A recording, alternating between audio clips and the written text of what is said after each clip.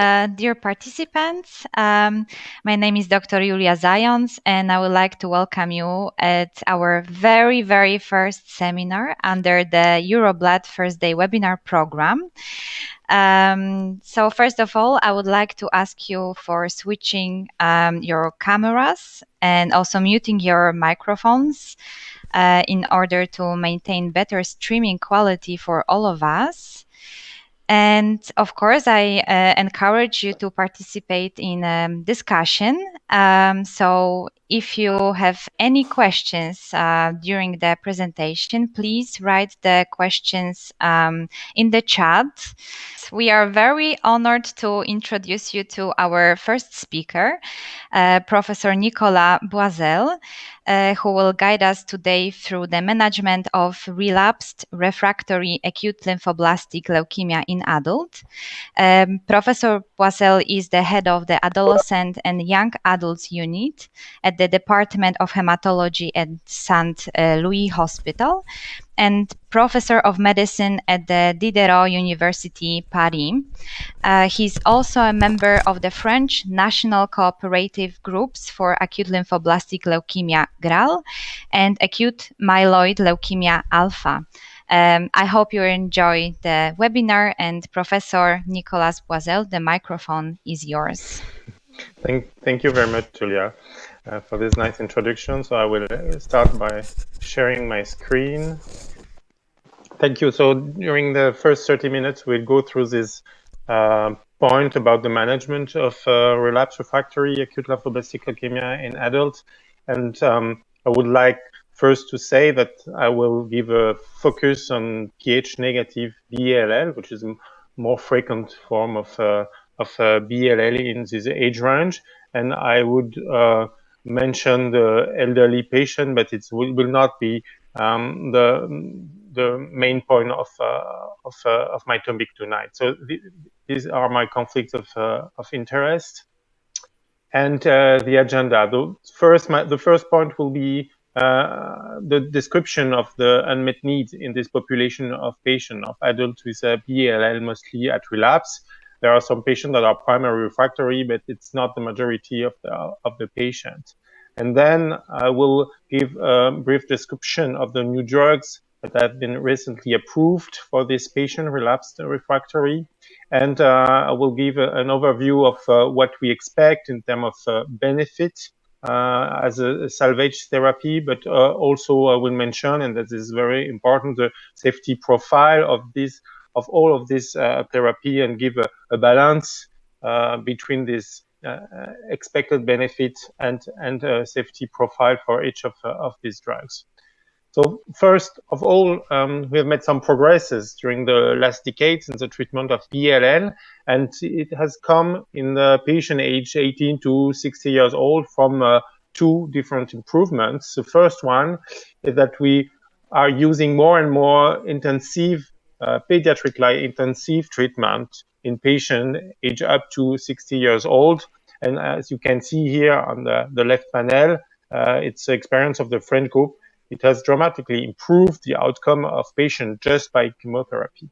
The second improvement is probably you know it, is the use of tyrosine kinase inhibitors in Ph-positive B-ALL, and again the experience of the French group when imatinib was combined to chemotherapy and improved the outcome of this patient. The pediatric-like approach has some limitation. It increased toxicity in patients older than 45 years old, so we cannot improve this kind of formulation in combination of chemotherapy in this age range. And the second one is that about 30% of patients still relapse, and these patients have a very, very poor outcome and a very short median survival, as illustrated on this slide. These are the two French trials from the 90s and the GRAL trials from 2003, 2005. You see that the improvement for patients at relapse, in first relapse here, was very limited in the last 2 or 3 decades, with a median overall survival of about 6 months and 2 years overall survival of about 11 to 20%. So very few patients may be cured when at relapse. The second information is if we stratify the treatment of the patient on the cytogenetics or the molecular profile and minimal residual disease at diagnosis, when the patient relapse, it's no more about cytogenetics or biology or MRD response. It's about the first complete remission duration. And the cutoff may be probably more at 18 months in adults. You know, if your first CR duration was more than 18 months, then you may expect here some patient cured after standard chemotherapy.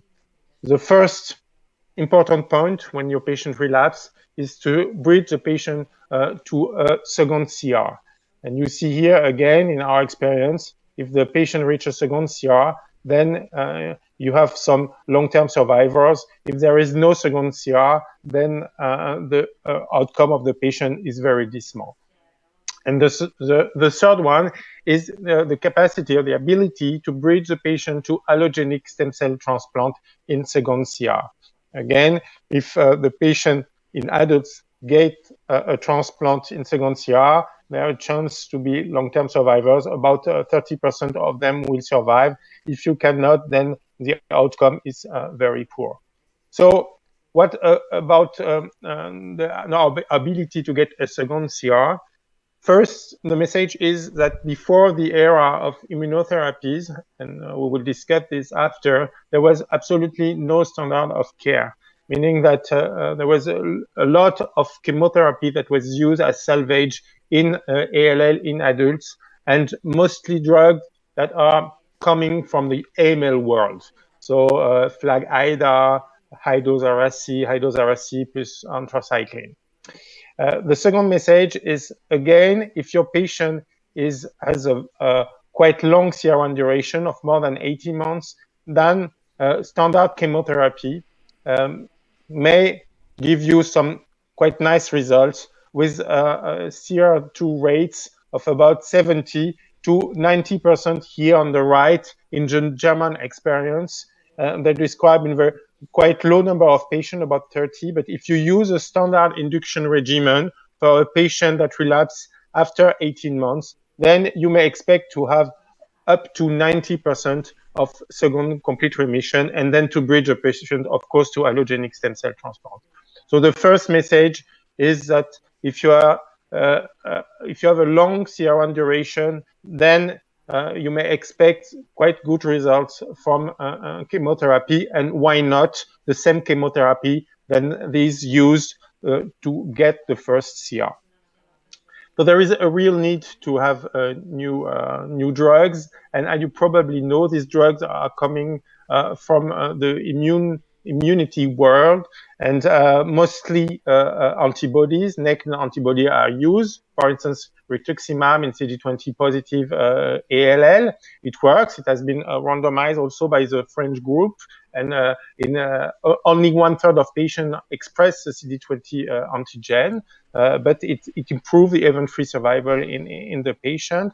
But during my presentation, I will give a focus on antibody drug conjugate, inotuzumab, that targets CD22, and also drugs that are recruiting T cells to induce cytotoxicity against the malignant cells. And these two approaches are first bispecific antibodies that are able to bring together T cells and the malignant cells to induce this toxicity, and of course a CAR T cell, where the T cell is engineered to express a chimeric antigen receptor that is able to recognize the malignant cells and also to activate the T cell. So let's go through these three new drugs that were approved in relapse refractory setting in B-ALL.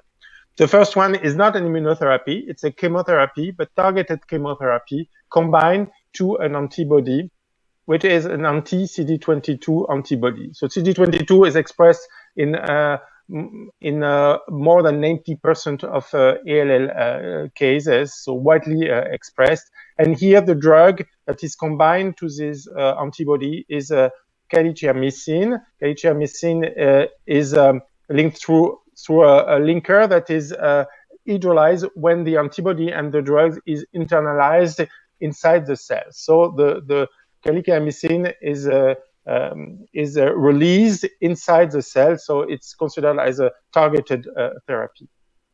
So the inotuzumab, the approval of inotuzumab is based on a pivotal study, a phase 3 study, which name is Innovate study, where more than 300 adults with relapsed refractory CD22 positive B-ALL were randomized between inotuzumab and a standard of care. So these patients were in first or second salvage, and some of them had a pH positive ALL and no prior allogeneic stem cell transplant within 4 months before the treatment.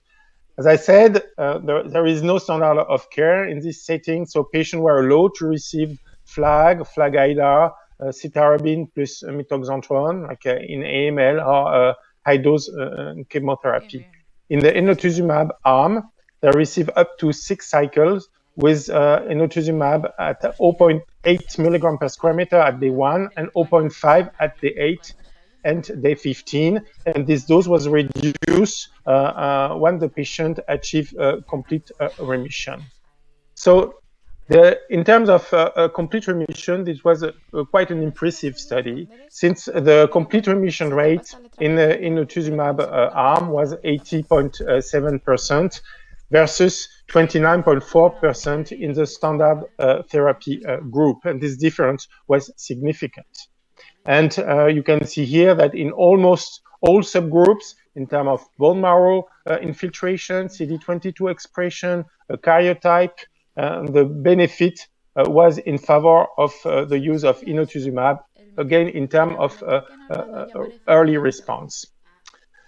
When we looked at minimal residual disease, when the patient achieved complete remission, again, there was a difference between inotuzumab and standard of care, with 78.4% of patients that were in complete MRD response, or in MRD response at the threshold of 10 to minus 4 in the inotuzumab arm, versus 28% after chemotherapy. And this difference here was significant.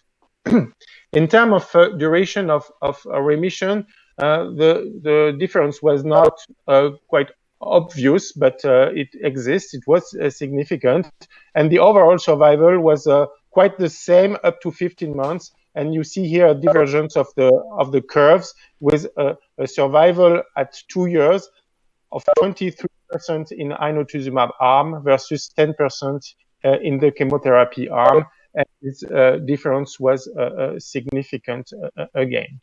So there are some limitation to the use of inotuzumab in this setting of relapse refractory ALL, and the most important one is the liver toxicity. And in this study, there was a difference, a significant difference in terms of any liver toxicity between the inotuzumab and the standard of care arm, and that was mostly due to the development of VOD, veno-occlusive disease, or sinusoidal obstruction syndrome. This syndrome, this SOS, was seen in 22% of patients that were bridged to allogeneic stem cell transplant, and 5 patients died from this SOS. In this study that was published later, in multivariate analysis, some factors were identified to predict the risk for SOS, and these factors were conditioning regimen with 2 alkylating agents, or the perturbation of a liver test before allogeneic stem cell transplant, or the history of liver disease or hepatitis in the patient. So these factors should be used to determine if the patient will risk to develop veno-occlusive disease after the use of inotuzumab when you use it in relapse refractory setting. The second drug is Blinatumomab. So Blinatumomab is a BiTE, a bispecific T-cell engager, is a monomer that fuse together variable fragments from antibody directed against CD3 and against CD19 expressed by the ALL blasts. So this little monomer is able to bring together T cells and tumor cells to activate the T cells and to redirect the cytotoxicity against the tumor cells and induce tumor cell death, but also the proliferation of the T cells to to improve the effector target cell ratio. So the Blinatumomab was first approved in a relapse refractory setting after a confirmatory phase 3 study named TOWER, where again patients were randomized between the drug, here Blinatumomab, and the standard of care, which was quite a little bit different from the previous INNOVATE study, but you can recognize here the FLAG-IDA, high-dose cytarabine, high-dose methotrexate, or clofarabine. In this study, only early first relapse were allowed, less than 12 months, and any second relapse and any relapse after allogenic stem cell transplant. The patient received 2 cycles of Blinatumomab, 2 4-week cycles of Blinatumomab, and then if they were in response, they could receive 3 more cycles at consolidation, be bridged to transplant, or receive a maintenance of Blinatumomab. So in terms of early response, overall response, complete response with or without hematologic recovery, this study was positive with overall response of 44% in the Blinatumomab arm versus 25% in the chemotherapy arm. And this difference was also significant when you consider only complete remission, true complete remission. What about MRD response? Again, the MRD response was quite good in patients who reached CR after Blinatumomab. 76% of them had the MRD below the threshold of 10 to minus 4, only 48% after chemotherapy. The difference of survival was also significant, and it was mostly seen in terms of median survival. That was 77 months in the Blinatumomab arm versus 4 months in the chemotherapy arm. However, you can see here that the long-term survival of this patient remains quite dismal. A sensitive analysis was performed considering the patient is in salvage 1, so mostly patient in first relapse and some patient primary refractory, but the majority of them were in first relapse. And you can see here on the blue and on the yellow curves that the benefit of Blinatumomab is mostly seen in this patient in salvage 1, with a median survival of 11.1 months after Blinatumomab versus 5.5 months in standard of care. So if you consider to use Blinatumomab, probably the benefit is mostly seen in salvage 1, even if the benefit already exists in patient in salvage 2 or in later relapse. Again, what about the safety of in this trial?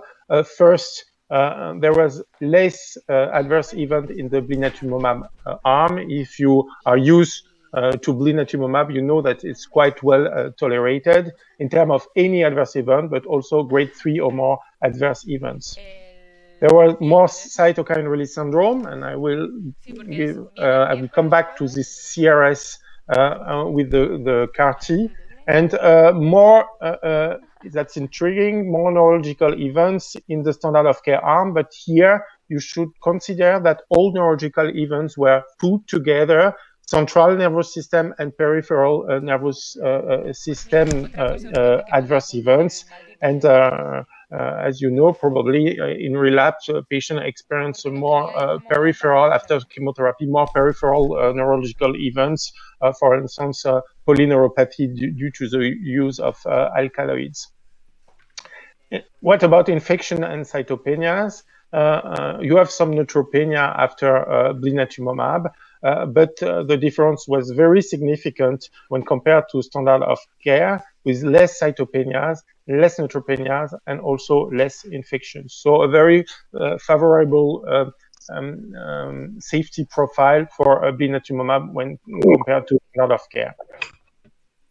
Yes. I would like just to mention another study because I think it's important.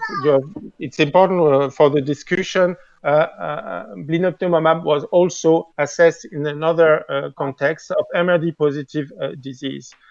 In this patient, if you have a BLL in complete remission with a high MRD level here of more than 10 to -3, if you expose the patient to Blinatumomab, then you expect to have 80% of complete molecular response after one cycle of Blinatumomab. And again, that is seen among the different here subgroup in this study named the BLAST study.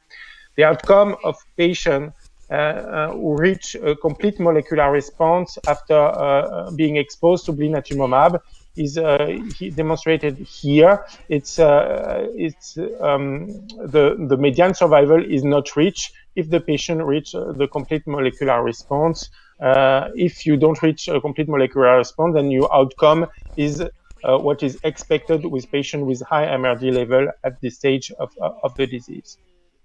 And just to summarize the two studies and to give here another message is that Blinatumomab is, when compared to inotuzumab, is a true immunotherapy, and probably the tumor burden matters when you expect a response. So if you see here the BLAST study and the TOWER study and the MRD level and here the BLAST infiltration, you see in red the complete molecular response that you expect in your patient is decreasing with the tumor burden. So probably if you consider to use Blinatumomab, then decrease the tumor burden.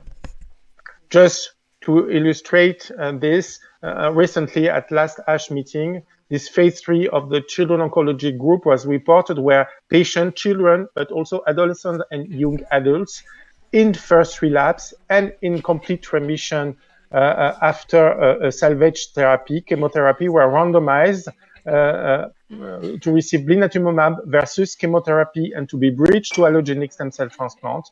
If you are in complete remission and you receive Blinatumomab and then you are transplanted, your outcome in terms of disease-free survival and in terms of overall survival is significantly better. And a European study that will be presented at next European bone marrow transplantation Congress give the same kind of results. So the third topic will be on CAR T cell, chimeric antigen receptor T cells. We know that it's mostly autologous T cells that are engineered to express this chimeric receptor with a variable fragment that recognize mostly CD19, a transmembrane domain, and an activation domain that comes from the TCR complex, the CD3 zeta chain, and a co-stimulation domain that is here to give the second signal, the second activation signal to the T cells. So these cells are mostly engineered from autologous settings, and the patient is apheresed, and then the T cells are sorted, exposed to a virus that express a transgene, and then the cells are amplified and reinfused to the patient after a lymphodepletive regimen. The lymphodepletion is mostly composed of fludarabine and cyclophosphamide. There was many trials that report about a slow number of patients, only phase 2 trials so far, in pediatrics, in young adults, or in pediatrics, and in adults, or in adult setting, with different kind of co-stimulation, different kind of virus, lentivirus, but also gamma retrovirus, different conditioning regimen, different kind of T cells selected or separated CD4 and CD8 and reinfused to the patient. So it's difficult so far to compare these results, but the overall response rate is quite good in this patient with advanced disease, with overall response rate of about 80 to 90%. The outcome of this patient may differ from the car you are using and to the according to the age of the population that you are treating. For instance, in the ELIANA study, so it's a T-cell cell registering study, pivotal study, where patients were aged 3 to 21 years old and received a CD1941BB CAR-T. The overall survival median overall survival is not reached so far, with a 2-year overall survival of 66%. That is quite a good result in this population of patients. We expect in young adults to have about 4 months median survival with chemotherapy, and no survivors in later than 1 year.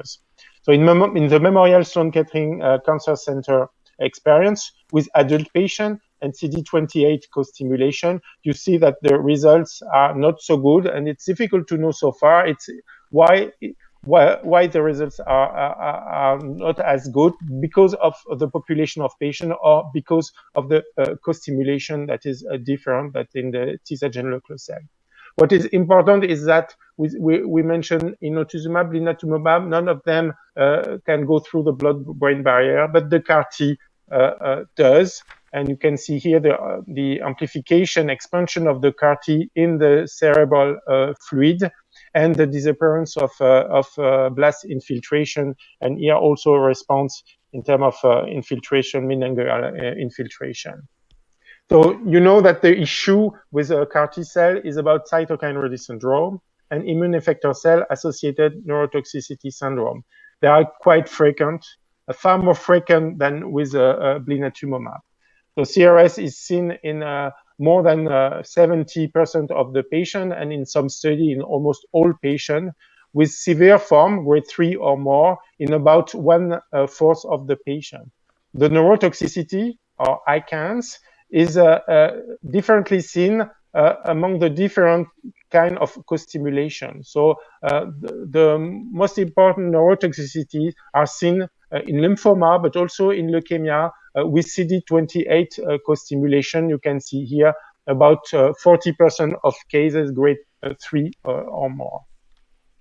So the question in ALL in relapse is, should we bridge this patient to CAR-T and with a chemotherapy? Of course, you have to wait about 1.5 months or 2 months to get the cell back and to be able to reinfuse the patient. So what do I do when I'm waiting for the reinfusion? And should I debulk the patient?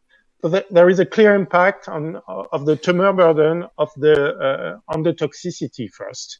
In the UPenn experience and MSK experience, you see that patients with a high percentage of blast have a higher rate of severe cytokine release syndrome. It's seen in both studies, but also here in terms of neurotoxicity. So if you debulk the patient, if you are quite aggressive in terms of debulking, then you may decrease or you may improve the safety of the drug.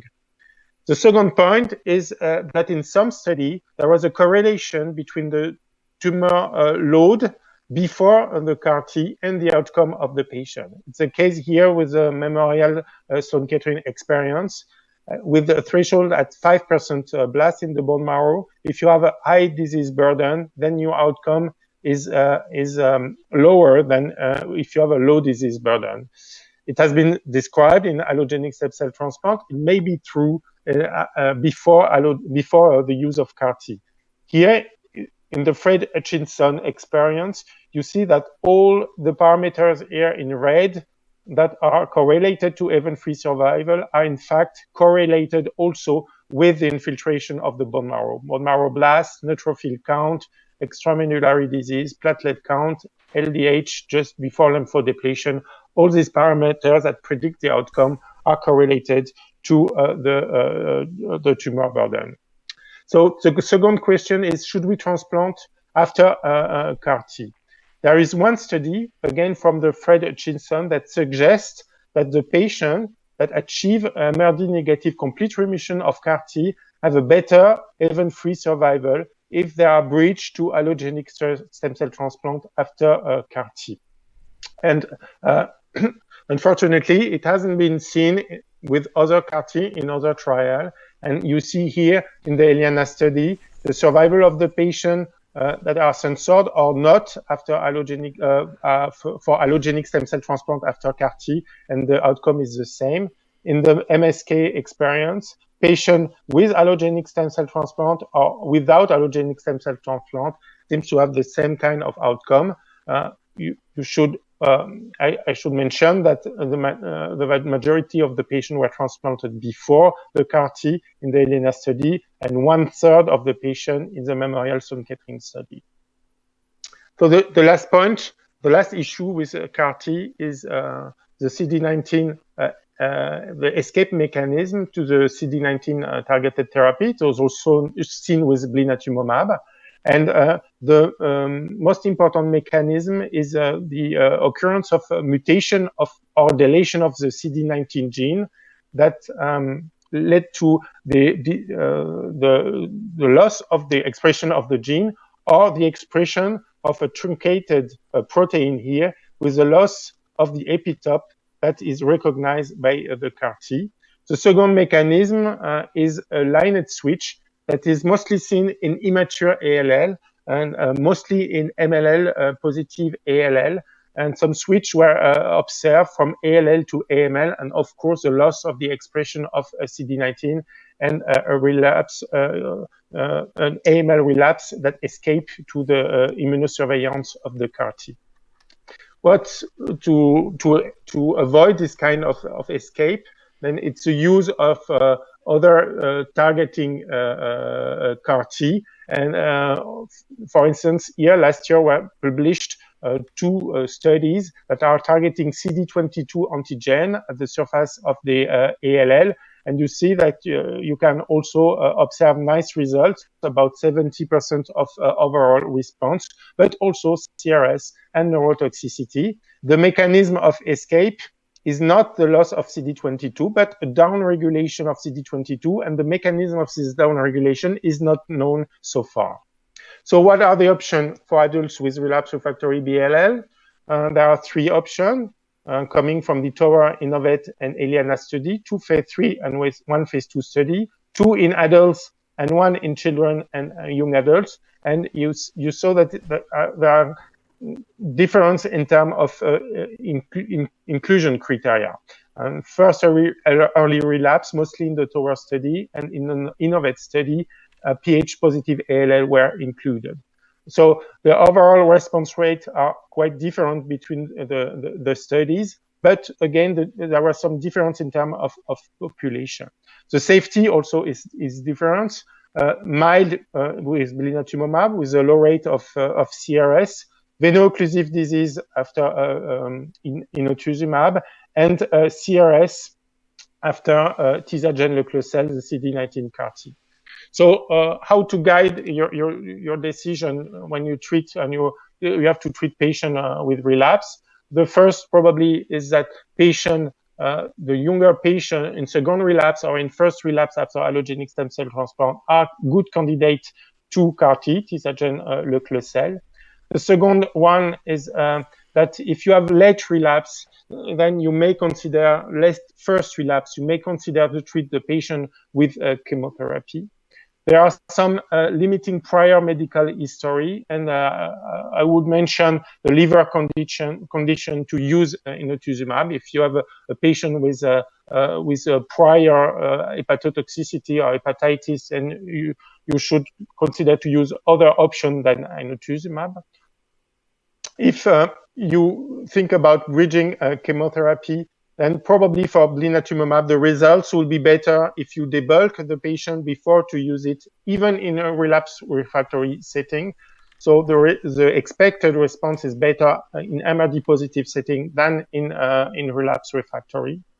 And for tisagenlecleucel, you should probably consider to bridge the patient to allogenic stem cell transplant if you lose the CAR-T very early, within the 3 to 6 months after infusion, or if you have an MRD positive response at day 28, it is correlated to the risk of CD19 negative escape in this context.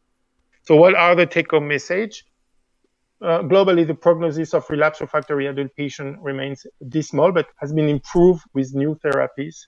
The most important prognostic factors in this patient at relapse is the CR1 duration, and clearly, new immuno-strategies have improved the outcome of this patient. But so far, the choice of the salvage therapy and how to guide the choice for this salvage therapy is unclear, and you should consider many factors like CR1 duration, number of previous treatment line, previous or planned allogeneic stem cell transplant, and liver or neurological condition of the patient. The best way to combine these strategies, of course, you may combine inotuzumab with blinatumomab, or you may combine inotuzumab with CAR-T, has not been evaluated yet, and it's probably future goals that we will consider in the next months or years. In all these cases, if you have clinical trials, of course, I would recommend to include these patients in clinical trials. So thank you very much for your attention. So the question is, Park wrote on the impact of the expansion of the CAR-T cells to decrease the prognosis of high tumor burden in the CAR-T. What do you think about that? So I'm not sure. There is a lot of things that are correlated with the tumor burden, the CRS, but also I think, and it's not very, it hasn't been very investigated now. In my opinion, if you have a very high tumor burden, the risk to develop a resistance, to acquire a mutation that led to resistance is also higher. So if you have 10 to 12 cells, or 10 to 10, or 10 to 6 cells, it's not the same. If you consider that the acquisition of the mutation is a stochastic event, then if you have a lot of cells, then you increase the risk to develop this kind of mutation. So I think that with patients with high tumor burden are more inclined to develop this kind of resistance.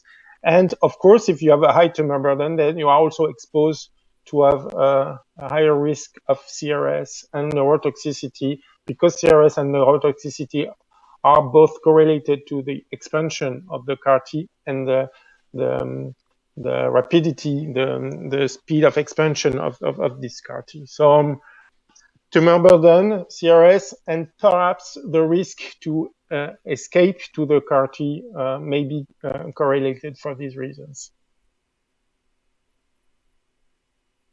Welcome.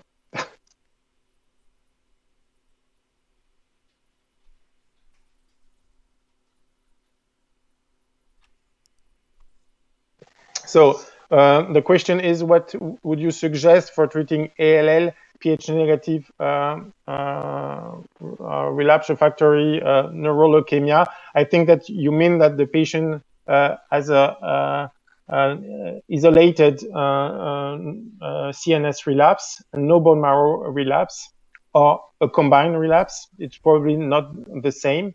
So if you have a CNS relapse, I think that chemotherapy is still a good option for this patient. So high-dose methotrexate-based regimen may help to achieve a new CNS remission. You should avoid to use only intrathecal therapy, because if you use only intrathecal therapy, then you will have probably very soon after a bone marrow relapse. So you may use chemotherapy that go through the blood-brain barrier to control the disease and also to avoid a bone marrow relapse, and then bridge the patient to allogenic stem cell transplant. So if you have a neurological relapse with MRD positivity, then perhaps the good option is to negativate the CNS, to control the CNS disease, and then to bridge with blinatumomab, and then to allogenic stem cell transplant. The discussion we have in France is what about irradiation of central nervous system before allogenic stem cell transplant. So you can propose also to control the disease and to avoid CNS relapse, to have this irradiation before the conditioning of the allogenic stem cell transplant. So to summarize, high-dose methotrexate, then chemotherapy plus or minus blinatumomab, and then allogenic stem cell transplant and CNS irradiation to discuss before allogenic stem cell transplant. In a patient with a second relapse after bone marrow transplant and chemotherapy refractoriness, would you recommend treatment with blinatumomab before CAR-T? Now, that's a very interesting question, because there is a discussion about the use of blinatumomab, which targets CD19 before CD19 CAR-T, because some loss of CD19 antigen has been described after blinatumomab, but in very few number of patients. So so far, I would not recommend strictly to use blinatumomab before CAR-T, because I don't think we have enough data to say that we are not selecting CD19 negative clones before CAR-T. But probably we will have some data in the future. In the expanded access program of the T-Sagen Leclerc, patients that were pre-exposed to blinatumomab were allowed to receive the CAR-T. It was not the case in the ELIANA study. So we have very few data so far.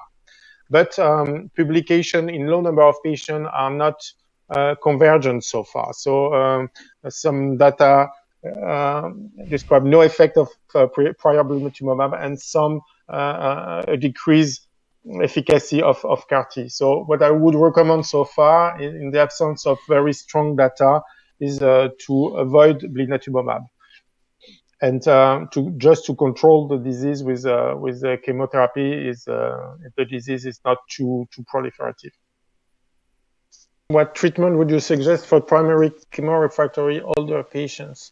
So elderly patients are patients older than 60 years old, and you know that for the majority of them, you are not able to use the same drugs.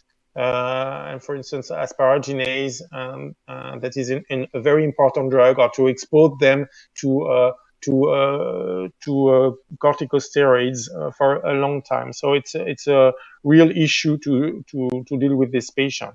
So refractoriness is not rare in this older population of patients. So in this context, it would probably depend on the situation or on the history of the patient. It will depend on the liver condition of the patient, and also on the percentage of blast at the last evaluation. So if you have a liver disease or a liver toxicity, then I would avoid to use inotuzumab. But I think that inotuzumab otherwise could be a very good option in this patient. And I did not mention it because it was not our topic, but the MD Anderson reported on quite very good outcome of frontline of chemotherapy, mini hyper-CVAD, mini HCVD combined with inotuzumab in elderly patient. I think that it's a good drug if you don't have any issue in terms of prior liver disease. If you have a low number of blasts, blinatumomab is also a good option, and I think that you can achieve a high rate of complete response and complete molecular response in this context. So I think that both inotuzumab and blinatumomab can do the job in this context. Probably I would prefer inotuzumab because the chance to reach a CR is probably higher than with blinatumomab. Would you use blinatumomab or inotuzumab for bridging to allogenic stem cell transplant in first early relapse or chemorefractory setting? So in first early relapse, the issue is in young patient is of course to bridge the patient to allogenic stem cell transplant if the transplant was not performed before. And then what you face the risk of veno-occlusive disease if you use inotuzumab. So what the two option is, and I don't know so far what is the best, is to use, if you don't have any liver history, is to use inotuzumab to increase your chance to get a second CR, and to avoid to give more than 2 cycles on inotuzumab before allogeneic stem cell transplant, and to reassess your patient before allogeneic stem cell transplant in terms of liver toxicity. And what we have done in our center is, if you have any issue or abnormal liver test, then you should probably make a biopsy at this stage, and to rule out veno-occlusive disease before allogeneic stem cell transplant and after inotuzumab. And then you decide if the liver test is normal and you have no issue with the liver between a standard conditioning regimen or a reduced conditioning regimen. But the other option is to debulk the patient with chemotherapy. And of course, the chance to get a CR are quite low, about 30 to 40% in first relapse, early relapse, and then to start Blinatumomab after this debulking. So I know that some centers have tried to make both the debulking and Blinatumomab. We don't know how Blinatumomab works so far in combination with chemotherapy. So it was mostly described at distance of chemotherapy, but probably in the future you may be able to do so chemotherapy, debulking chemotherapy, and then when your tumor load is very low, your tumor burden is very low, then start Blinatumomab. So the recommendation is to start, of course, with a first dose level of 9 microgram per day to avoid the CRS and the neurotoxicity. So if you have any other question, you will find my email, I think, on the EuroBloodNet site, and I will be very happy to answer by any question by mail, of course. Thank you, Professor Boissel, for this comprehensive presentation, and to all of you for this great scientific discussion at the end. I would like to encourage you to register for future First Day webinars. You can check the program on the EuroBloodNet website. And also I would like to encourage you to subscribe to our EuroBloodNet's newsletter to stay up to date with all of the actions we are involved in, and also to follow EuroBloodNet on Twitter, LinkedIn, Facebook, and also to check other webinars on EuroBloodNet's Edu YouTube channel. Thank you very much, and see you next time.